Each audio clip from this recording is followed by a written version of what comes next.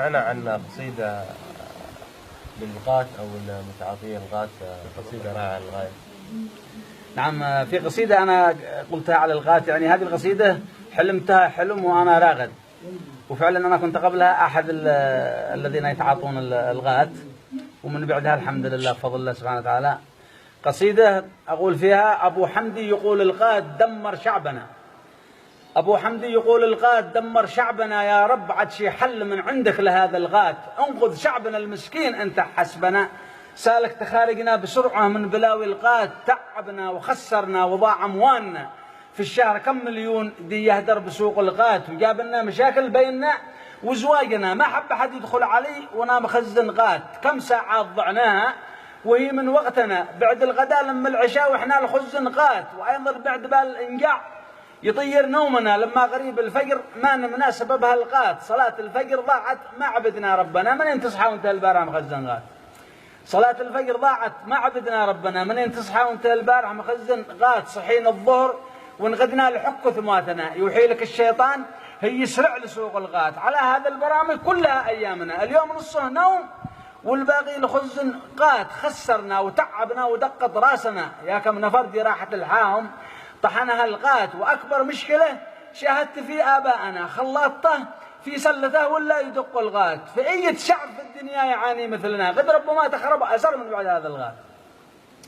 في أي شعب في الدنيا يعاني مثلنا، قد ربما تخرب أسر من بعد هذا الغاة، وبعض الناس ما أكل عياله بالهنا، يأخذ لهم روتي وهو 2000 حق الغاة، وبعض الناس ما فكر حياته في البنا، همه وغمه كيف بيحصل لحبه غاة، وبعض الناس واطي ليس هو من أصلنا، ينصب ويسرق كذب من أجل الغداء والغاة، في أي شعب في الدنيا يعاني مثلنا، حتى الرشاوي لا الفساد واضح، فساد واضح عم كامل أرضنا، حتى الرشاوي كلها تحصل سببها الغاة، حتى الرشاوي كلها تحصل سببها الغاة، وأيضا حيث ما رحنا وهو قدامنا ما منطقة ندخل بها إلا يبيعوا غاة، خميس جمعة كان